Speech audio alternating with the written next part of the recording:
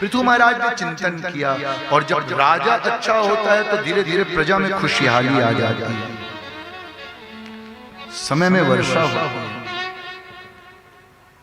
ओले नहीं पड़ते, पृथ्वी जगमगा जाती है। पृथु महाराज जब आए तो उन्होंने हम सबको खेती करना सिखाया।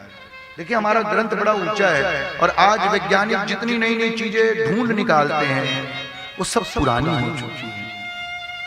पूज्यपाद गुरुदेव महाराज हमेशा कहते कि लौकुश खोजे को खोजा।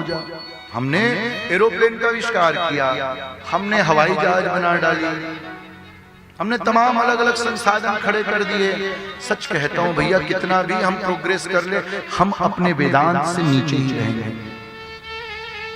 अमेरिका आज औद्योगिकी के क्षेत्र में कितना भी आगे क्यों ना चला जाए, चीन टेक्नोलॉजी के क्षेत्र में कितना भी आगे क्यों ना चला जाए, south east middle east petrol और अलग अलग खनिज के क्षेत्र में कितना भी आगे क्यों ना चला जाए, सच कहता हूं सदैव वो गुलाम तो भारत का ही रहेगा। क्योंकि इस दुनिया में अलग अलग देश ने अलग अलग खोज की, ऐसा कोई व्यक्ति नहीं, ऐसा कोई देश नहीं जिसने वो खोजा जो भारतवर्ष के मनीषियों ने खोजा। भारत ने क्या खोजा? सबने बड़ा बड़ा टेक्नोलॉजी खोजा, उत्तम साधन खोजे, लेकिन भारत ये ऐसा देश है जहां बड़े बड़े मनीषी हुए, संत हुए, इन्होंने एक बात खोजी जिस बात को सुनकर समझकर आज पूरा विश्व हतप्रभ है, और भारत की खोज आत्मा है। यदि सोल के बारे में किसी ने बताया तो केवल भारत के मनीषियों ने बताया, अन्यथा दुनिया तो केवल यही जानती रही कि वी आर मेरे लिए इंस्ट्रूमेंट, मशीन। हम तो केवल मशीन हैं जो जिंदा होते हैं, पैदा होते हैं, मर जाते हैं, लेकिन भारत ने बताया कि हम अमर हैं। भारत के मनुष्यों ने बताया कि ये देह पैदा होता है और मरता है, मैं तो अमर हूं। वासांस जीर्णानि यथा विहाय नावानि गृह्णाति।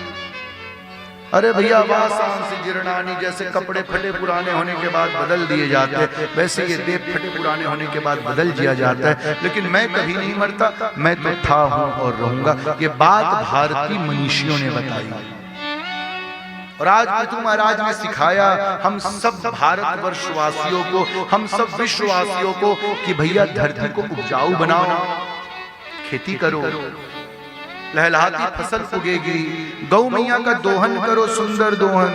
लेकिन दुर्भाग्य इस देश का कि आज गौ मैया का दोहन भी कैसा होता है, मानो गौ मैया को सताया जाता है, मशीन से उनके स्तन से दूध निकाला जाता है। ये महापाप है। हमारी कथा अर्जुनदा में हुई, और जहां हमारी कथा होती, हमको आयोजक समिति ने बताया कि पंडित जी पीछे गौ मैया है, खूब दूध होता है। हम एक बार घूमने गए, हमारे आंखों से अश्रु की धारा प्रवाहित हो गई जब हमने देखा कि मेरे गौ मैयाओं को मशीन से स्तन से दूध निकाला जाता है। और उसने बताया पंडित जी क्या करें, इतनी डिमांड होने लगी कि अब पूर्ति करने के लिए ऐसा करना होता है। हमने हाथ जोड़कर प्रार्थना की, भैया मत कमाइए ऐसा पैसा कि मेरी गौ मैया को सताया जाए।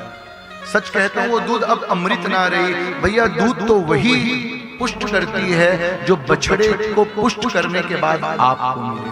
बछड़ा मुंह लगाए स्तन पर और वो पुष्ट हो जाए, बचा हुआ आपको मिले, वही दूध अमृत है। और आज प्रगतिवादिता के कारण, आज विकासशील बनने के चक्कर में हम न जाने कैसे कैसे पाप करते हैं। इसीलिए तो पर्यावरण दूषित होने लगा। आज तापमान इतना बढ़ गया कि न भूतो न भविष्य। अभी जब कथा आरंभ हुई तो आयोजक मंडल के सदस्यों ने हमसे वृक्ष लगवाया। ये बड़ा पुण्य का काम है। एक वृक्ष तो हम सबको लगाना ही चाहिए, क्योंकि जीवन में और कुछ ना करे, यदि हम अपने बच्चों को अच्छा पर्यावरण ना देंगे, अच्छी प्रकृति ना देंगे, तो सच कहता हूं हमारा बालक हमसे कहेगा आपने तब क्या किया जब पृथ्वी धीरे धीरे नष्ट और भ्रष्ट होती जा रही थी। और कुछ ना कर सके तो इतना तो कर सके कि एसी को 20-18 में ना चला के 26 में चला ले, इतना तो कर सकते हैं। हम थोड़ा थोड़ा कंट्रोल करें। और कुछ ना कर सके तो इतना तो कर ले कि हम अपने विचारों को पवित्र कर ले, शुद्ध कर ले, क्योंकि जब विचार अपवित्र होगा धीरे धीरे भोग प्रचंड होगा। और सच कहता हूं उस युग में तो एक रावण था, 10-10 सिर थे। क्यों? क्योंकि भोग प्रचंड था। जब भोग प्रचंड होता है तो एक एक व्यक्ति हजार भोग की वस्तुओं को उपयोग करता है, उपभोग करता है। और जब आपका डिमांड बढ़ता है तो जो धन कमाने वाले लोग हैं, व्यापारी लोग हैं, धीरे धीरे आपके लिए सप्लाई करने लगते हैं। फिर वो जल को दूषित करते हैं, फिर वो मिट्टी को दूषित करते हैं, फिर वो हवा को दूषित करते हैं, फिर वो अग्नि को एक्स्ट्रा तपाते हैं। बंधु सच कहता हूं, जितना भोग बढ़ेगा, जितना विषय में हमारी रुचि बढ़ेगी, उतना ही व्यापारी तबके के लोग हमारे उस मांग को और बढ़ाएंगे। अमेरिका करता क्या है? अमेरिका तो इतना चालाक है कि भैया योग को भी योगा करके बेचते हैं। और हमारी मंद बुद्धि देख लीजिए, जिस योग को हम सब पतंजलि का प्रसाद मानते थे, आज जब अमेरिका योगा बोलता है तो हम उसकी ओर दौड़ लेते हैं। क्यों? उसने योगा कर दिया।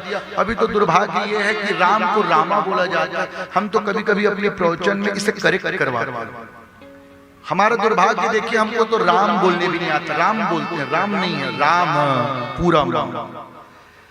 हमें तो सामर्थ्य नहीं कि हम कृष्ण बोल पाए। कृष्ण आधा षटकोण का श्राप, बोलिए मेरे साथ, कृष्ण कृष्ण।